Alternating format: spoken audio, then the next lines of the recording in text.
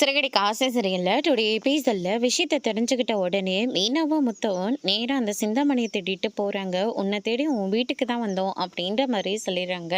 என்னோட வீட்டுக்கா? என்ன விஷயம் மீனா முத்து? ஏதாவது பணங்கின வேணுமா? வட்டிக்கு தானே அப்படின்ற மாதிரிலாம் சொல்லி கேட்டுட்ருக்காங்க. அநியாய வட்டி போட்டு இப்படி சம்பாதிச்சு அந்த காசெல்லாம் நீ என்ன பண்ண போகிற?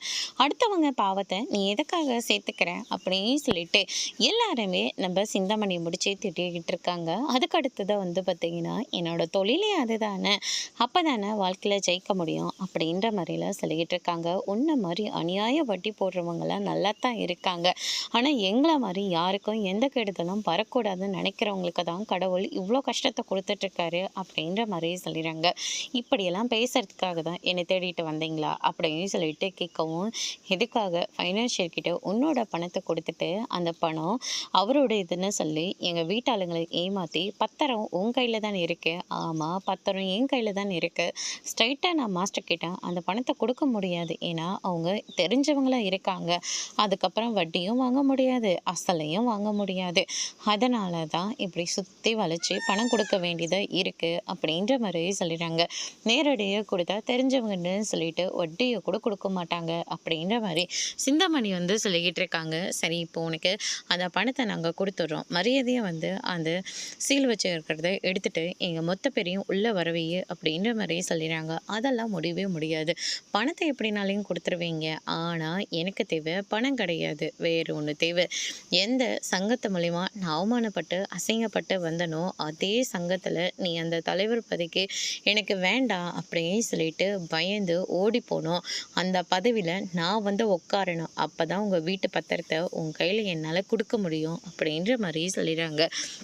உன் குடும்பத்து மேலே நீ ரொம்ப பாசமாக இருக்கல்ல, எல்லாரும் என்னை அவமானப்படுத்துகிற மாதிரி நீ செஞ்சிட்டல, எல்லாரும் என் மேலே எவ்வளோ பயமாக இருந்தாங்க தெரியுமா? எல்லாரோட பயத்தையும் இப்படி அநியாயமாக மாற்றிட்டல்ல.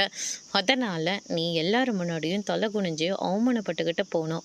அதுக்கப்புறம் நான் அந்த தலைவர் பற்றியில் செம கெத்தாக உட்காரணும் அப்படின்ற மாதிரி சொல்லிடுறாங்க. அதுக்கு அடுத்ததான் பார்த்தீங்கன்னா, நீ நினைக்கிறது என்றைக்குமே நடக்காது அப்படின்னு சொல்லிட்டு நம்ம முத்து சொல்லிக்கிட்டு இருக்காங்க. மீனா, நீ தான் உன் குடும்பத்து மேலே உயிரையே வச்சிருக்கியே, பார்க்கலாம் நீ என்ன முடிவு எடுக்க போகிறேன்னு அப்படின்னு சொல்லிட்டு நம்ம சிந்தாமணி சொல்லிடுறாங்க. மீனாவும் யோசிச்சுக்கிட்டே வீட்டுக்கு வந்துட்டுருக்காங்க.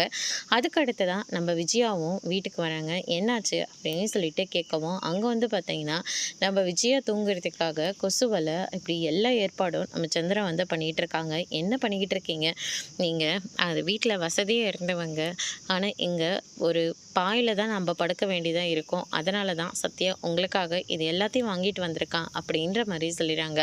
இதெல்லாம் வாங்கின குறைக்கு ஒரு ஏசியை வாங்கி மாட்டியிருந்தா கூட ஆயிருக்கும். நீ இங்கே இருக்குன்னு உன் பையனுக்கு தெரியும்ல, அவன் உனக்காக ஏசி கொடுத்து அனுப்பியிருக்கலாம்ல. இது ஒன்றும் நம்மளுக்கு நிரந்தரமான ஒரு வீடு கிடையாது இல்லை, எதுக்கு ஓசையிலே ஏசி வாங்கிட்டு மாட்டினோம் தான், நான் வாங்கலை அப்படின்ற மாதிரியே சொல்லிடுறாங்க. இல்லைனா மட்டும் நீயும் உன் பையனும் சும்மா தூக்கி கொடுத்துருவீங்கல்ல அப்படின்னு சொல்லிட்டு அண்ணாமலை ஒரு பக்கம் சொல்லிடுறாங்க. அதுக்கு அடுத்ததான் முத்தும் மீனா வீட்டுக்கு வராங்க. அதுக்கு நீ ஃபைனான்ஷியலை பார்க்கறதுக்காக போனீங்களே, என்னாச்சு அப்படின்னு சொல்லிட்டு கேட்கவும், அங்கே போனதுக்கப்புறமா தான் சில பேரோட முகத்தரையே எங்களால் பார்க்க முடிஞ்சது.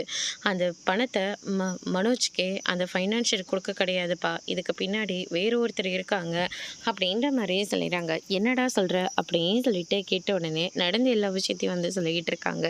அந்த ஆஃபீஸரை கூட்டிகிட்டு போயிட்டு விசாரித்ததுக்கப்புறமா அந்த ஃபைனான்ஷியல் இருந்துட்டு அந்த பணம் என்னோடையது இல்லை, சிந்தாமணியோடைய தான் அந்த பணம், அந்த வீட்டுக்கு சீல் வைக்க சொன்னதான் சிந்தாமணி தான் அப்படின்ற மாதிரியே சொல்லிடுறாங்க. இது கேட்டோன்னே மொத்த பேரும் ஷாக் ஆகுறாங்க.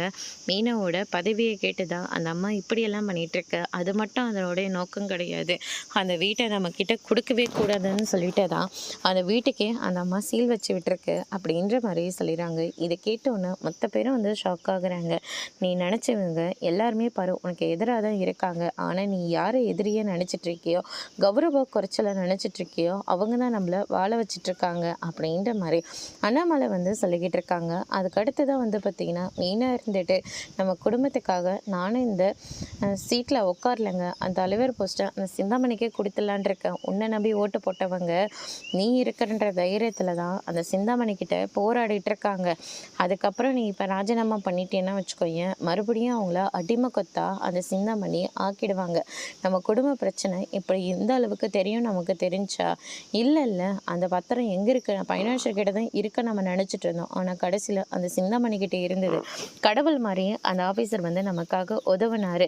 அதே மாதிரி இந்த வீட்டை மீட்கிறதுக்கும் யாராச்சும் நமக்கு உதவி பண்ணுவாங்க. அதுக்காக அவசரப்பட்டு உன்னோட பதவியை நீ இழந்துராத அப்படின்ற மாதிரி முத்து வந்து அட்வைஸ் பண்ணுறாங்க. அதோட இன்னைக்கான எபிசோட் முடிச்சிருக்காங்க.